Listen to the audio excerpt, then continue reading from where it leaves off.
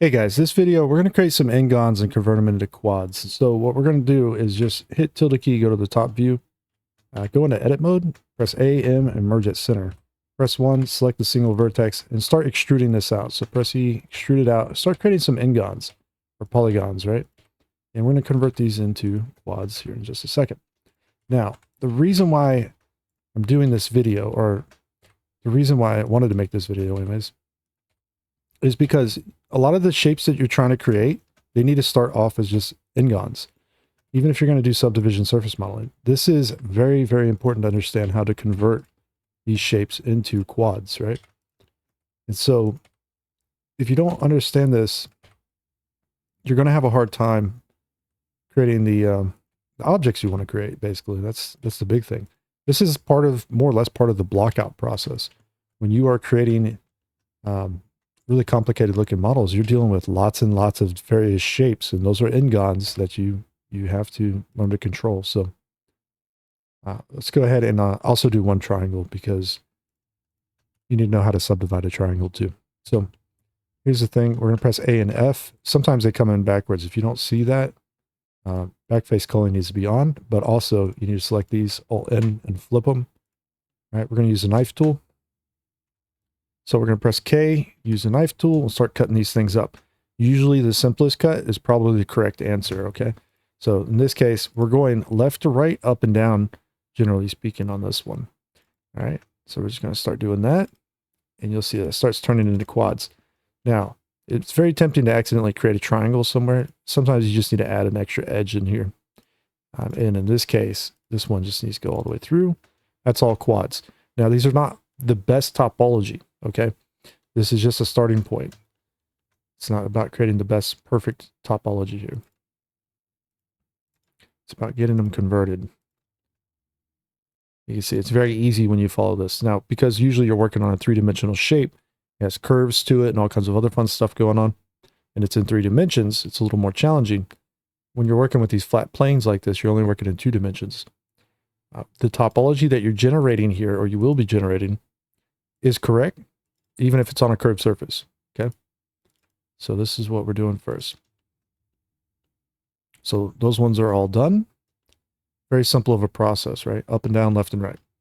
The triangle, you go to the center and to the other edge, right click, and you can go to the other edge, hit spacebar, finish them all out, and you're good to go there. That's a subdivided triangle, guys. It's turned into quads, okay? Now, the trick about subdivision, and where a lot of you run into a lot of problems with it, is that you want to use it at different resolutions, meaning like different densities of the faces.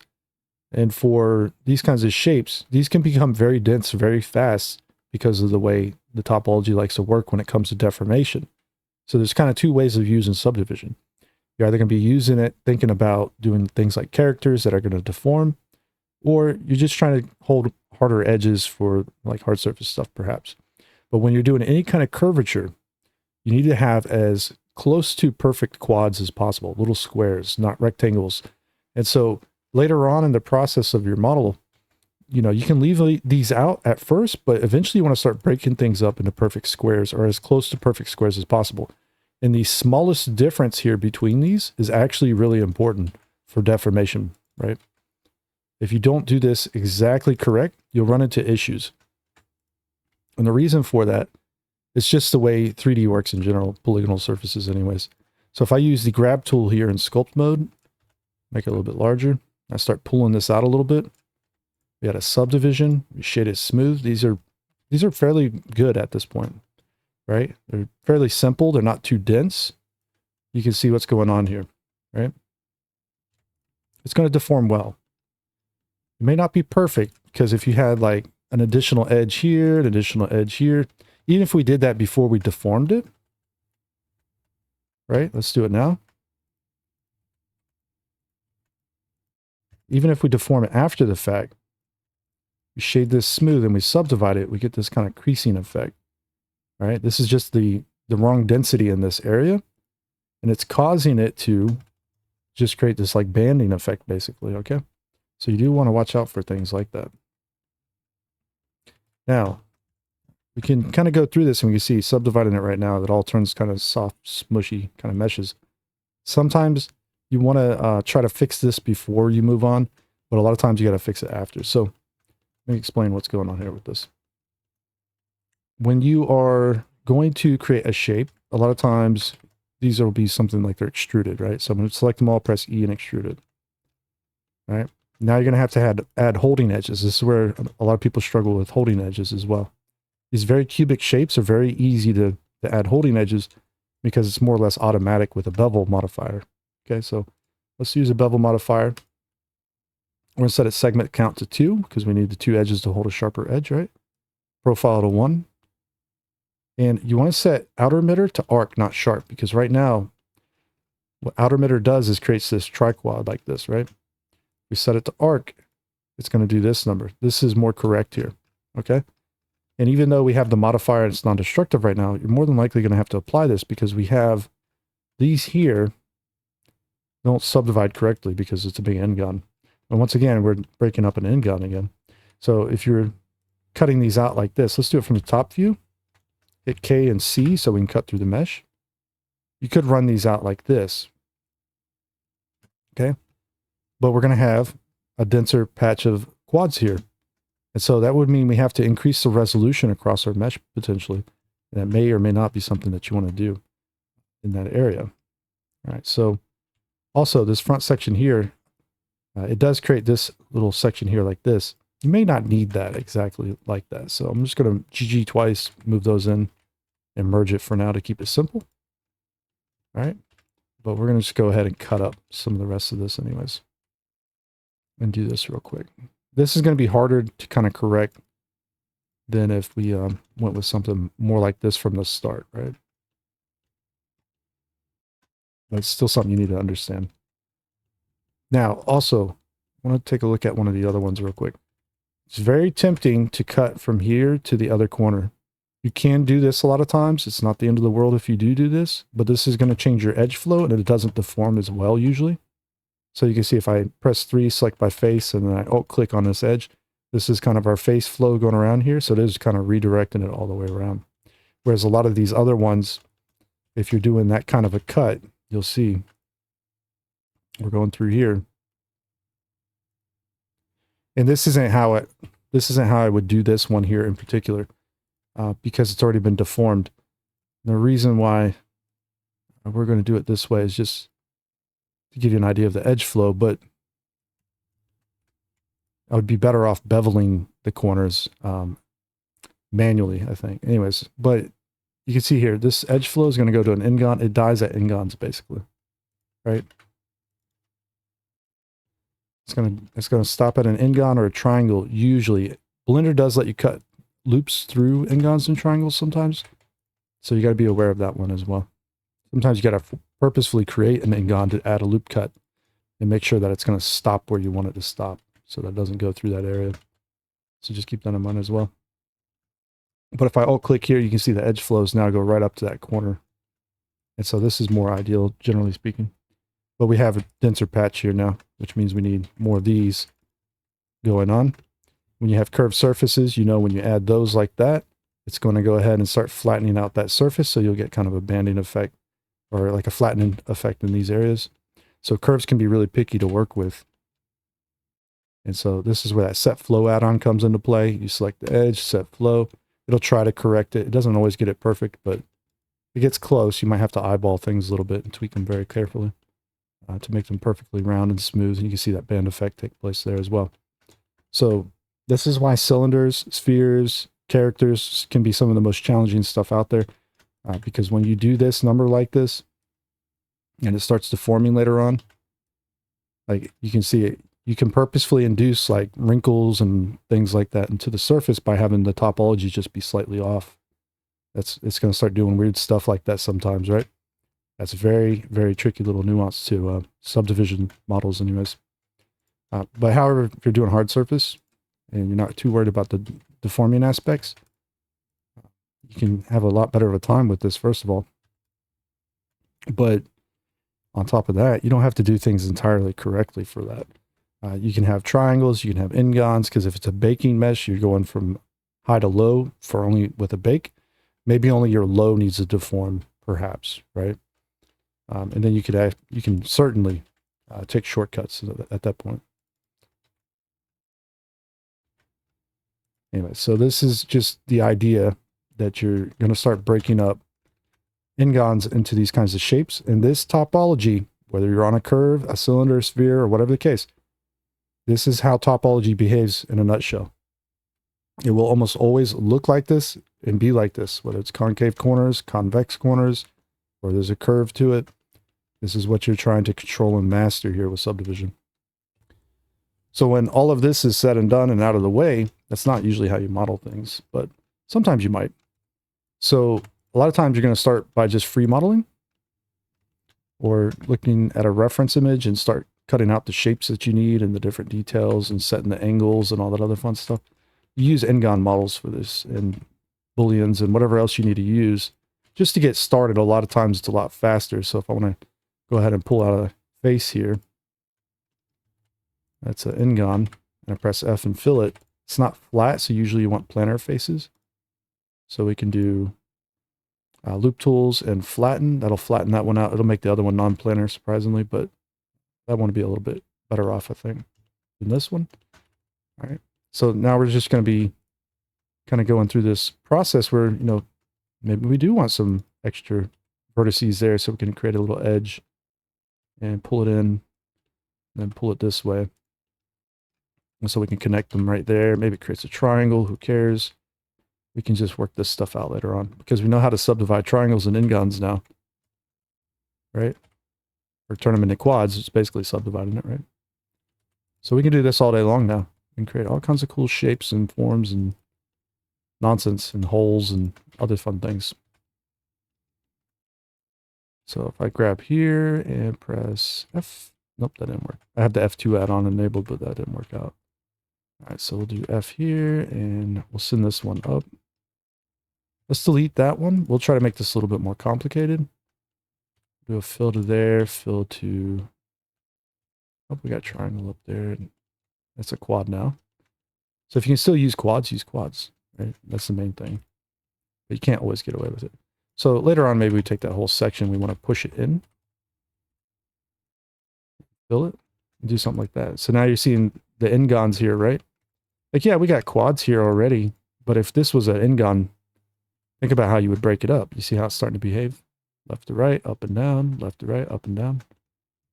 Okay, and now we got a pushed in section, so this is just a quad, but ultimately, this is the same as extruding your N-gon. And so if you were to bevel these things later on, you could bevel them manually. You don't always have to do it with the modifier. Just have to set the correct settings for it. Select all the edges you need. I could have just selected the whole thing. Mouse wheel up once, segments 2, shape 1, outer emitter to arc. Okay. That's going to have holding edges basically turn out there. And now we end up with this crazy corner here, right? Like this is where you're going to run into most of your troubles trying to figure out what to do with these edges like this. Because you know it wants to run up to here. In this case, it actually might work out kind of well. We can just run it out in both directions like that. I'll kind of keep that little face there more in line with itself. But these ones over here, could run them out here and out here like that right now. Sometimes you might want to just continue this for a little bit at that 45-degree angle and start a new edge loop out like this. You might go something like this. This is always a possibility as well. This doesn't deform very well usually, but it's something you can do.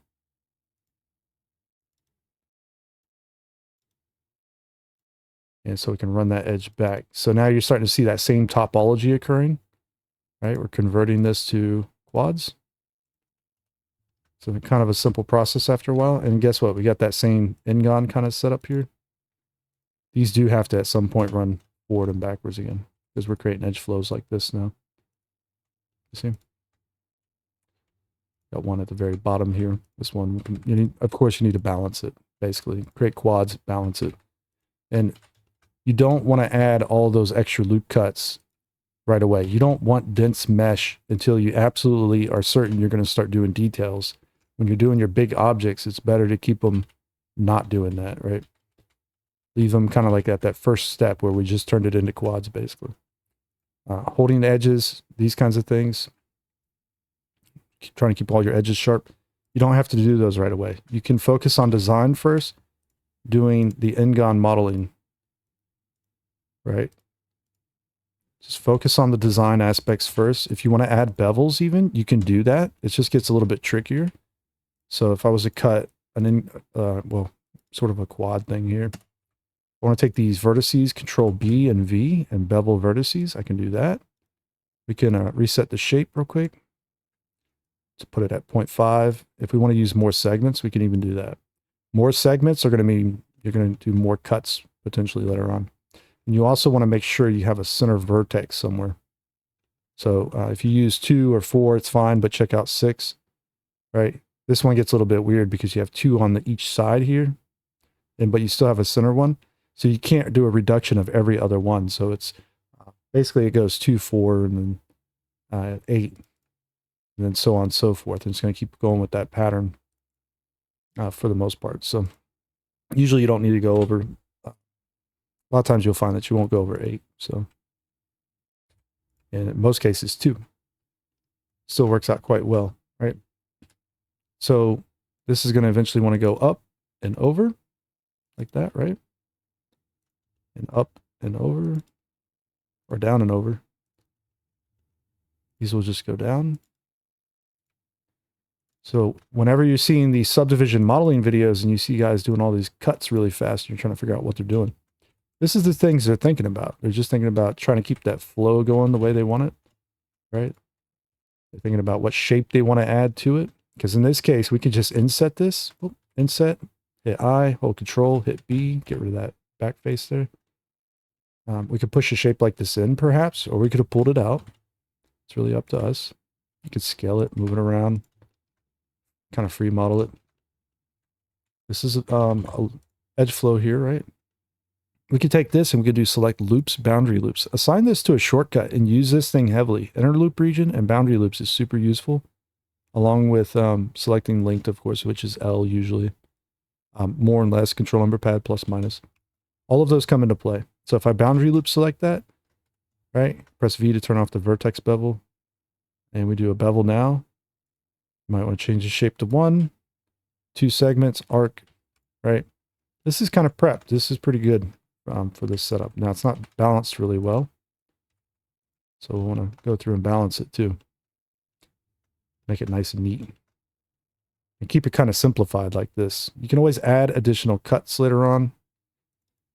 If you are going to work with curvy surfaces, just a little side note, like if you absolutely know you're going to use curves, you want to do the grid patches more so than this, right? And so you might, like, let's say we're adding some kind of dome piece up here. We're doing some kind of new piece to it that's kind of curved or whatever. Let's talk about that real quick. Let's say we're doing this section. We could even do it like this blockout shape first, maybe. I don't know how this is going to work out. We'll try it. Try to do a bevel through it, maybe. No? Okay. We'll do it blocked out first. And we know we're going to turn this into a curvy shape. So you can do a subdivision on it, a level 1 maybe. And then you can turn on end result here so that we're working with the isoline display on the end result mesh. We can tweak this thing quite kind of heavily here. Get that nice curvy shape we want. Keep it simple, a level 1 subdivision, right? And if you want to crease some things, like maybe the bottom, we want to crease it, we can do that. Oh, and that's not the case. That's not what we're doing here, apparently. I'm trying to square it back out, but we'll see how this works. Let's see. I might square it out after the fact sometimes, but I figured crease would hold that, but I guess it does not. I might need to crease these ones. Let's see what happens here. Oh, did I not crease it at all? I didn't. All right. I used the wrong one, apparently. Crease it. Yeah, there you go. Let's see what happens with that subdivision now. Still didn't get it. Yeah, it's the corners. Shift E, you can also do this, you see. Maybe we just crease the back side of it. Wrong one. All right. So you can apply this at a level 1 subdivision. That goes away. Get rid of your creases now, so they don't take effect next time you subdivide it. We have something like this going on. So you can create these curvy shapes first like this. It gives you that higher resolution. They should be more well balanced anyways. Easier to create this way by just applying a level 1 subdivision. And then later on, you can work this into this mesh down here. Just remember, your density of your mesh has to match. So we know we got a vertex coming here. We're going to want a vertex here. We're going to want a vertex at the top there. And there will be one there at the back. So we'll be able to start working those together at some point by matching their resolutions. That includes the front sections here as well. So we can see we got a few different edges we're going to need to create here. If you turn on scene statistics, all right, I'm going to Alt-Q over here to select it. We can select these real quick. You'll see we have 5 vertices. So we would need 5 edges right here, basically, right? For joining those back together later on. And so you don't have to join them together right away. You can leave these as just big N-gons for now and do that later. You don't have to do it right now. But you know this is going to go into this position at some point or another, somewhere around here, right? It's all prepped for that. So as we work this mesh, we can just think about that as we're working, or keep it in the back of our mind as we're working. Sometimes you got to run things kind of in weird ways, kind of through each other. And that's where a lot of you guys really, really struggle. You're like, watching some of my videos, I've seen this comment before, someone saying like, how do you know what you're doing and when and where? And a lot of times I don't. It's basically just because I know these rules of like, when I'm going to create an edge, I'm going to need it to be here or there, like because of it's going up and down. That's kind of the only thing that's going on in my head. Whether I'm going to create an end pole, for example, like right here, I want to redirect this instead of going through the bottom. I want to send it out the back. So I'll create an end pole by doing that, right? That's the only thing that's going on there. I'm just thinking about edge flows the whole time, basically. What kind of flow do I want to these edges? How do I want them to behave? See, like I would never think of creating something like that. I just thought that would look cool if it cut to there, or it would seem like it would work well. It's going to create an edge flow that goes all the way through the front here, down to the bottom now. Is that ideal? Actually not. You probably want this one coming down through here as well. So you can always change things later if you need to. You don't look at what you have necessarily. Like you do pay attention to it, but you're thinking about what you want to occur more than anything else. And that is the trick about sub-D modeling right there. It's all about matching kind of the resolutions, controlling your edge flows, and paying particular attention to these things. These holding edges are usually like the last step. So if you do like a decent N-gon blockout, this is very easy to convert usually, no matter what you're creating. It's just bevels, right? Like bevel. That's going to subdivide mostly right there. Okay. If I need this to bevel, obviously, we do the same bevel setup. It needs to be sharper. You see how we have this weird bevel that takes place? You see this edge? Control X, get rid of it. Oh, look, we have that same topo that we've been working with throughout the video now. In this case, I will send it to that corner because I don't want to run an additional edge out or up. Even if it kills off my edge flow a little bit, it's kind of doing some weird stuff to it now. So I'll have to figure that out if I want to keep that or not later on. A lot of times, if you want to correct that, you can just cut through it later on and do something like that. And you'll find you can usually take this and merge it somewhere. In this case, it's a little high. It'd probably be better if it was like down here. But more or less, it's kind of like extending that out a little bit. It's not too bad, but it's not great. Could be better. So when you have poles on edges like this, E-poles or N-poles, you want to shift them. It's a bevel. That's all you do. You shift them off the edge by beveling it. So let's say if I had a triangle here that created a pole right here. And I bevel, you see how it shifts that triangle back? That's going to control the corner there. That pole will be off here. It won't influence this area as much. Sometimes it still might, but usually it's not that bad. So, and an E-pole will do the same thing. So we need quads there though. So remodeling suddenly becomes a lot more exciting because now you understand that the N-gon is actually more important than the quad mesh. Being able to create the 3D model you want to generate is actually the most important thing. keeping them somewhat simple, like low poly, is actually the best thing you can do when trying to go to subdivision, a lot of times anyways, instead of going crazy with bevels. But if you're going to do like remesh, Boolean N-gon workflow using remesher, you would want to use higher density bevels, right? Or even non-destructive bevels. So ultimately this all adds up. So at some point you can say like, we're going to join these two. Well, this is applied level 1 already. This is not a level 1, but we've been increasing its density manually to kind of match it, right? You see that's what's been going on here. So if I just hit, let's get rid of the subdivision first. Actually, I don't think it matters. Control J. Okay, sometimes you want to get rid of subdivision before you do like booleans, things like that. Joining, it doesn't usually matter. Anyways, it'll adopt the subdivision. We could turn that off for a second, or turn it off in edit mode at least. So if we were to take this here, and we're just going to kind of isolate it real quick. Like we might want that edge to flow through there somewhere. You can control click through here. Grab this, control click through here. Just press F real quick. You see how close they are to each other? It might be good. I'm going to merge this actually right here. So we have a big triangle piece that's forming. But it's an N-gon. I mean, that's what it is. It's an N-gon. How do you break up an N-gon? Well, look at the N-gon from kind of the top view of it. It might be at a weird angle, but normally that's how you break them up, right? So what about this area? This gets a little tricky here. So this is a triangle when we break it up, right? Sometimes you have to create triangles still. It's unfortunate, but it's true. And it's also an N-gon at the same time. But it should be able to cut there like that. So you would more than likely want a triangle in an area like that, where it collapses like that. But when you run an edge to the back of it, this turns it into a quad. That's a tri-quad now, right? And so we can run this one out this way, possibly. Or we could split here even, and run this back up to the front maybe. So we have a holding edge for this bottom section now. You see? And didn't work out quite the way I wanted it to. So sometimes you get in this weird situation where you're kind of like going to repetitiously create triangles. It can happen, triquads or whatever.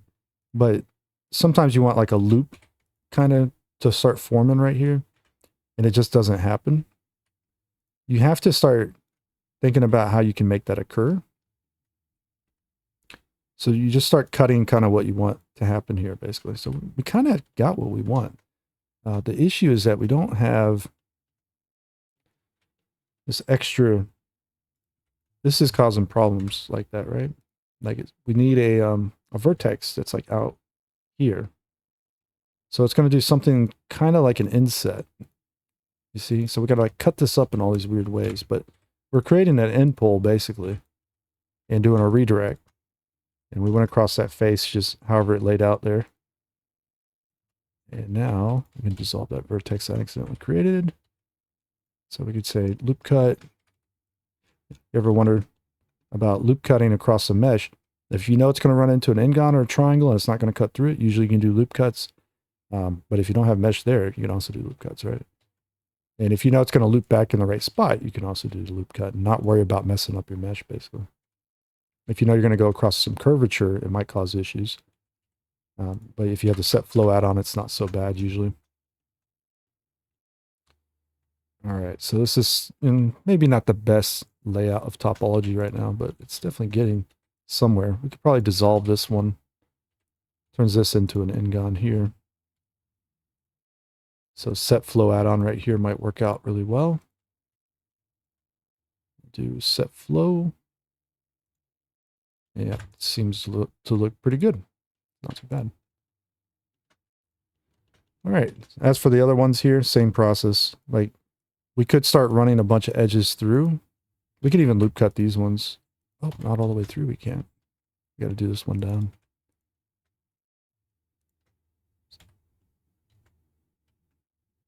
So we need 3, I think. I have a couple forward, a couple backwards. Even leaving them evenly spaced would have been better, but like we're running these ones up to here, and then this one will go up to there, right? Not a big deal.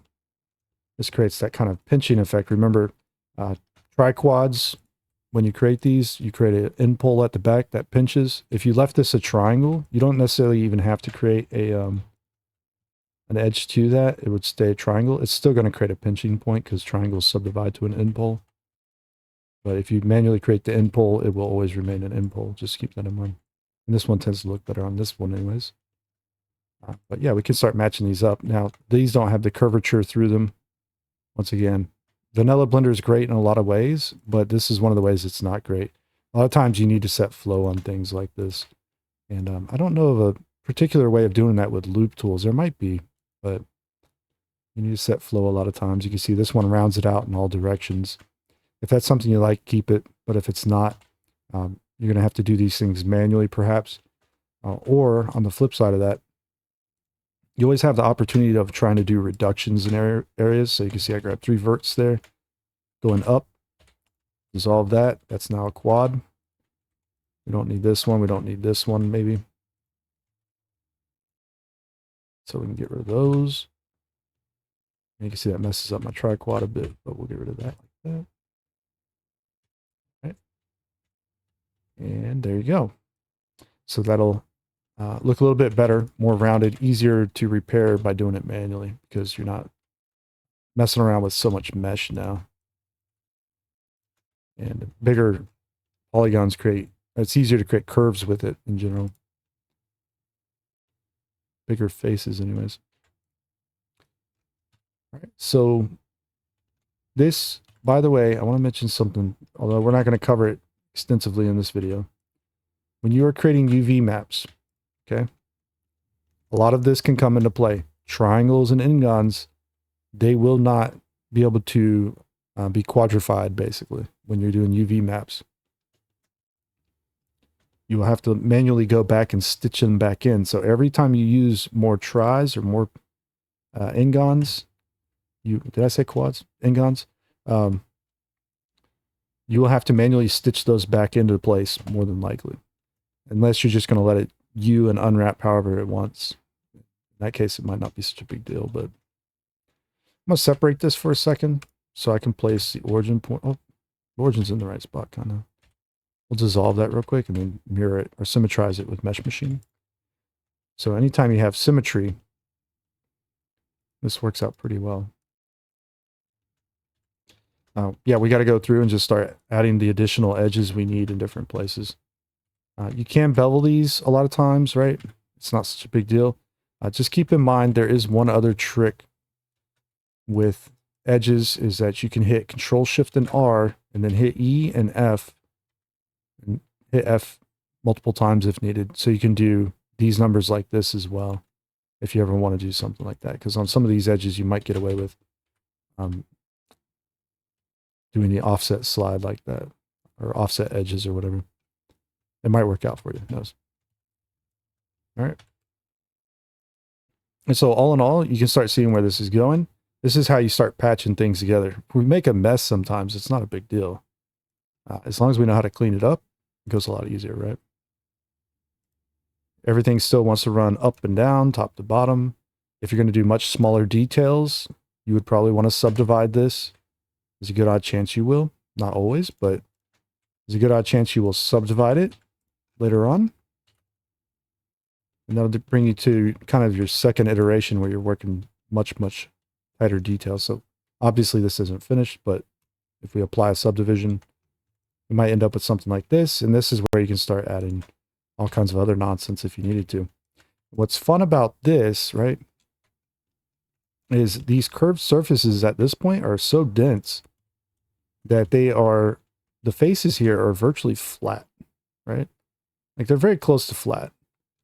And what that means is, you've probably heard this before, is that you can use triangles and N-gons on flat surfaces. It doesn't mess up the shading that way, right? You can more or less use triangles and N-gons at this point across a lot of this stuff, and it doesn't really matter. So we're not going to do something like really fantastic here, but we're just going to do some cutting across this dense mesh. It could be like kind of curvy even. Okay, I'm gonna grab all this. You might have to hold control and select through it. Kind of nurse it along here. All the way over to there. Over to there. See if we can get all this selected just right. Sometimes it doesn't cut quite the way you expect it to either. So if you were to ever get a hold of all those edges, you can do select loops, inner loop region. Right? And you can extrude these in and scale them a little bit. This is now a loop. You can actually boundary select it, bevel it. I gotta hit C to turn clamp off, but you can do a holding edge here like this, right? So next time you subdivide it, you get this result. We don't do any cleanup on it if we don't want to. A lot of times it works out just fine with the knife tool. Now, if you're doing booleans, you'll have to clean it up, right? But even here, like you can clean things up. You don't have to do that. You can make triangles, for example, or get rid of things if they don't make any sense. So if you want to clean it up, you could. This is still easier to clean up than doing a boolean, but this is a possibility that you can do. However, you will have triangles, you will have N-gons, and it is not going to unwrap very well this way. But if you're just doing baking mesh, this is a quick, cheap way of just cutting in a section and pushing it in, basically. It's not very deformable either. So if you try to go in here, and we'll use the grab tool, where they had it. You start trying to deform this. It will deform, and so will any Boolean N-gon model if it's high enough density. It will deform. It just may not deform the way you want it to. It might not look quite right. It might have some weird shading issues. So you'll have to clean it up and go back and work it out, basically. And start thinking about maybe how you add, different kind of loops or collapsing edges or redirecting things and all kinds of fun stuff on this edge. But this one's not too bad. This one came out fairly decent. So could be worse for sure. And you can see for the most part, this won't influence. We'll go back before we deformed it like that.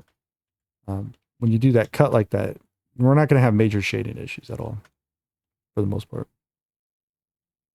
It's just kind of a cool trick. All right. There's tons of other little tricks, maybe like, loop cuts, Alt-S, scale along normals. You do things like that. If it's a high enough density, you don't have to add additional holding edges, perhaps. It's not always needed, but if you wanted to, you could go back and you could bevel edges like that. Create shapes like that, maybe. You always have loop tools, so you can grab a quad patch, loop tools, and do circles. You do that number. Sometimes it's better to inset them first. You do that. If you grab the same amount of quads, so we do, in this case, let's just do 4. Let's do 4 back here. Oh, actually, that's a little bit too dense back there. See, if you had the densities matching better, that'd be easier to work. But if you do 4 here, so if we do a quick inset on all those, we loop tools, create circles. We can set it by radius, and so they will all be the same size, or they should be anyways, although I don't think it does that quite right sometimes because that one looks rather small. You can rotate these and extrude them in. You can see it doesn't look right. This is a loop. Could select it a little bit different, but we'll go with that. Yeah, that's definitely smaller. And then boundary select, Control B. I thought I had it all. Control B. I gotta unclamp it, apparently. Mouse wheel up. All right, so we could do some fun stuff like that too. Later on in the process, not right away. That's just going to save you a little bit of headache. This is not really good topology here either. That spiral thing going on, I should have fixed that, but I didn't. Doing these one at a time sometimes can be quite useful. Doing a Boolean into this area is actually really useful. So if you're going to use box cutter especially, set it to, sometimes you want to set it to destructive and not live preview it. And what you could do is you could just start pulling this out here, but you can see it's going to create a 32 side. So instead, you would want to change that to be an 8 side for this particular piece. You can also just punch these in like this, right? Right into that area. That's something you could do. Because all you have to do now is just go, make sure these are matching. These go to the corners, these go to the top and bottom. these eventually will go out to there, right? So use a knife tool if you want. This is going to be a much easier way of doing this. If you create a cylinder first, you can kind of take the cylinder and place it wherever you want it first before you do the booleans or whatever. It's fun. That's quads now, so that's going to look a lot cleaner in my opinion and be more predictable to do the booleans like that. But yeah, there's little tricks all over the place, guys. And yeah, so it takes some time. You know, you're going to spend more time on your blockout and making something cool first than you would on subdivision. Subdivision, you should be creating those kind of Boolean N-gon models and blockouts, doing kind of a concept modeling session before you even think about doing subdivision. It's really hard. Subdivision is really hard to go back and make changes. So you want to make sure that whatever you're trying to create, like you're already set in stone kind of with what you want to create. You're not going to go and try and do it again later, because otherwise you're wasting a lot of time and it's not really what you want to do. So concept design in 2D, if you want to get started, move into Boolean N-gon blockout kind of a model and see if it starts looking right at that point, and then refine it as much as you want. Then start converting into subdivision. Sometimes you can do the booleans first with the like a little bit higher density of on the cylinder to on your blockouts anyways, and then you can convert those even if you wanted to into the final end result. It's like once you model something, you know what you're going for. It's a lot easier to you know, if you mess up or anything, like you don't lose your position of what you're creating or your idea. You're just working towards that like higher quality result towards the end. And these can get really high quality by the end of this because we're just using a subdivision right now. And when you're in sculpt mode, if you get rid of subdivision and hit control, I don't know why it's not working. I'll have it selected maybe. We'll hit control 3 in this case. You see, if this is nice, even topology with kind of regular density on it, perfect little squares, and we hit control 1 through 5 to subdivide in sculpt mode, it actually adds the multi-resolution modifier. This is where you can really take your meshes to kind of like that insane level if you wanted to. Like if you want to just start scraping some things and adding some cool, interesting detail on surfaces, maybe some dents or damage or whatever the case, you can do that. If you want to do more high frequency stuff, even if you can hit the resolution you need for it, like you want to add some kind of granular patterns to something, you see what I'm saying? This is the kind of quality level you can go for. I'm not saying you would do that, but you can absolutely do this kind of stuff at this point. It's a lot of fun. You can even hit something like Alt Shift and A will let you select things like this. You can A invert your masks, and so if you want a little granular pattern in there, maybe lower strength, you know, we can start adding detail like that possibly if we can hit the high enough resolution. When we're in object mode, it won't show up if we set this in sculpt mode. Otherwise, we got to turn the previews up. Okay. And so when you're going to create baking meshes this way and you want to add all kinds of nuanced detail everywhere, you'll apply that multi-res at some point. And now you're going to start going through that same process you would with the remesh workflow, basically. You're going to end up decimating this thing by angle, and you're going to just start reducing it until it doesn't kill off all your details, basically. But all the flat surfaces should be reduced, hopefully, with no artifacting. You know, try to keep it from artifacting, basically. So now we're looking at something like this. This is our baked mesh, more or less. Like if we were to keep going with it and detailing it. You take this and you could bake it to a low poly. You might have to create your low poly on top of this. And I'd actually recommend you doing that when you're learning to model and trying to create 3D objects for games and whatnot. Worry about creating the best looking high polys you can that are, they don't necessarily have to be airtight. They could be non-manifold mesh where there's like open ends, but it needs to be airtight in the sense that when you're baking to the low poly, there's no gaps or holes, right? In the sense that like you can have maybe mesh intersect with each other sometimes, or be really just place one on top of the other. So there's no holes in the mesh between the different mesh pieces because you might have panels and things you're working on. And you need to practice doing that.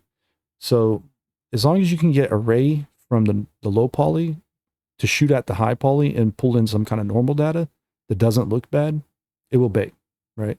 If you have a ray miss, that's when you get those yellow marks in Blender, or you'll have just it just looks nasty in like Substance and stuff when you have ray misses. So just keep that in mind. Anytime you make something like this, take it to that extreme level.